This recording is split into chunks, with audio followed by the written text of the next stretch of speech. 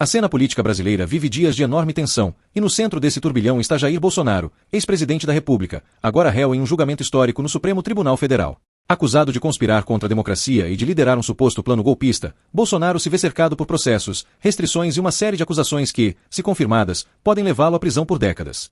Mas, para seus apoiadores e para ele próprio, essa não é apenas uma questão de justiça. Para eles, o que está acontecendo é uma perseguição política orquestrada por seu maior adversário, Luiz Inácio Lula da Silva. É nesse embate de narrativas que o Brasil se encontra dividido, entre aqueles que acreditam que Bolsonaro deve pagar por seus atos e os que enxergam nele uma vítima de um sistema aparelhado pelo atual presidente. O julgamento que ocorre no STF é apresentado pela acusação como um marco na defesa da democracia. Documentos, delações e depoimentos apontam que Bolsonaro teria se reunido com militares de alta patente, incentivado a resistência à posse de Lula e até cogitado decretos que instaurariam medidas de exceção. Porém, a defesa rebate de forma contundente. Não há uma prova direta de que o ex-presidente tenha articulado um golpe, apenas fragmentos de discursos e interpretações.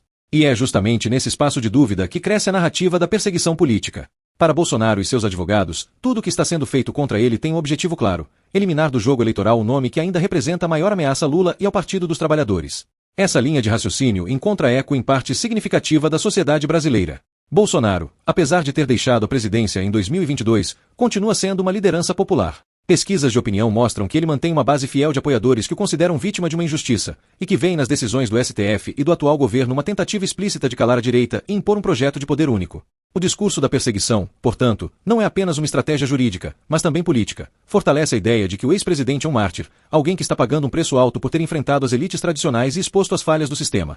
Lula, por sua vez, aparece nesse contexto como o grande antagonista. Reeleito após uma campanha polarizada, ele assumiu o governo em 2023 em meio a grandes desafios, como a retomada econômica e a reconstrução de políticas sociais. Porém, desde o início de seu mandato, a sombra de Bolsonaro pairou sobre Brasília. A cada protesto de apoiadores do ex-presidente, a cada rumor de articulação nos quartéis, o governo via-se diante da necessidade de responder com firmeza. A prisão domiciliar de Bolsonaro e o julgamento no STF são interpretados por muitos como parte desse esforço: neutralizar um adversário político que, fora das urnas, poderia minar a estabilidade do governo.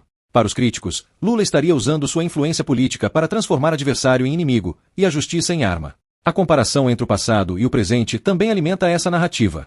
Lula, que já esteve preso em Curitiba durante a Operação Lava Jato, construiu sua volta ao poder justamente sob o argumento de ter sido vítima de uma perseguição judicial. Agora, ironicamente, Bolsonaro e seus aliados usam o mesmo discurso. Afirmam que o ex-presidente está sendo submetido ao lawfare, ou seja, ao uso estratégico da lei para perseguição política. Dizem que o objetivo não é a justiça, mas sim a destruição de uma liderança que ainda representa milhões de brasileiros. Essa retórica cria uma simetria que mobiliza as ruas e reforça a sensação de que o país vive um ciclo de vingança política sem fim. Do ponto de vista institucional, o cenário é delicado. O Supremo Tribunal Federal tenta se posicionar como guardião da democracia, mas sofre com a acusação de parcialidade. Cada decisão contra Bolsonaro é interpretada por seus seguidores como resultado de pressões políticas vindas do Planalto. O governo, por sua vez, nega qualquer ingerência, mas não consegue se desvincular da percepção de que a queda de Bolsonaro seria benéfica para Lula. Afinal, com o ex-presidente condenado e inelegível, o caminho para a esquerda se manter no poder em 2026 ficaria menos turbulento. A narrativa da perseguição também ganha força porque Bolsonaro não está sozinho no banco dos réus. Generais, ex-ministros e aliados próximos também respondem ao processo, e muitos deles apontam para o mesmo inimigo, um sistema que, segundo eles, está sendo manipulado para favorecer Lula. Para os defensores do ex-presidente, o julgamento não é apenas sobre um suposto golpe, mas sim sobre quem terá o direito de disputar o futuro do Brasil. Trata-se, em sua visão, de um processo seletivo, em que as regras são aplicadas de forma desigual. Enquanto Bolsonaro é perseguido, outros líderes políticos ligados à esquerda teriam seus crimes ignorados ou tratados de forma branda. O impacto dessa disputa já é visível nas ruas. Manifestações em apoio a Bolsonaro acontecem em várias cidades, com cartazes que denunciam a perseguição política e pedem justiça imparcial. As redes sociais se tornaram campo de batalha, onde milhões de mensagens circulam diariamente reforçando a ideia de que o ex-presidente está sendo caçado por Lula. Ao mesmo tempo, setores progressistas reagem, lembrando os ataques às instituições durante o governo Bolsonaro e os episódios violentos de 8 de janeiro de 2023, quando manifestantes invadiram e depredaram as sedes dos três poderes em Brasília. É um país dividido, em que cada lado escolhe a narrativa que melhor sustenta suas convicções. No plano internacional, a situação também repercute. Veículos de imprensa estrangeiros descrevem o julgamento de Bolsonaro como um momento decisivo para a democracia brasileira, mas há também aqueles que registram as acusações de perseguição política. Analistas internacionais lembram que Lula já esteve no mesmo lugar, acusado e preso, e que o Brasil corre o risco de consolidar uma imagem de instabilidade, em que a justiça se mistura com disputas partidárias. A questão que paira é se o país está punindo de fato crimes contra a democracia ou apenas repetindo o ciclo de vingança que marcou outras nações latino-americanas. Para Bolsonaro, a luta é pela sobrevivência política e pessoal.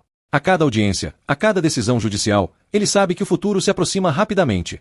A defesa insiste que ele é inocente, que não há provas concretas de sua participação em um plano de golpe, e que o julgamento é uma farsa para satisfazer interesses de Lula e do PT. Mas, ao mesmo tempo, as evidências apresentadas pela acusação aumentam a pressão sobre o STF para que dê uma resposta firme. E é justamente nesse ponto que surge o maior paradoxo. Se o Supremo condenar Bolsonaro, confirmará a tese de seus apoiadores de que ele está sendo perseguido. Se absolvê-lo, será acusado de leniência e de enfraquecer o combate a ataques contra a democracia. Assim, o julgamento de Bolsonaro vai muito além da figura do ex-presidente. Ele simboliza o embate entre duas narrativas, a da justiça que busca proteger a democracia e a da perseguição política conduzida por Lula para eliminar um adversário. No meio desse conflito, está a sociedade brasileira, dividida, exausta de crises políticas, mas incapaz de encontrar um ponto de consenso. O que se sabe é que qualquer desfecho terá consequências profundas. Se Bolsonaro for condenado, pode se transformar em mártir político. Se for absolvido, pode retornar fortalecido, pronto para liderar a oposição em 2026. Para Lula, manter Bolsonaro sob pressão é estratégico, mas também arriscado. Quanto mais a percepção de perseguição se espalha, mais cresce a chance de reação popular. No fim das contas, o que se vê é um Brasil em suspense, vivendo dias decisivos de sua história. Bolsonaro se apresenta como vítima de um processo injusto, enquanto Lula é retratado como líder que tenta usar a máquina do Estado para silenciar seu inimigo. A verdade, talvez, esteja em algum ponto entre esses extremos, mas, para milhões de brasileiros, não há espaço para nuances. Há apenas a certeza de que o julgamento que ocorre agora não é apenas sobre o passado, mas sobre o futuro da democracia e sobre quem terá o poder de comandar os próximos capítulos da história do país.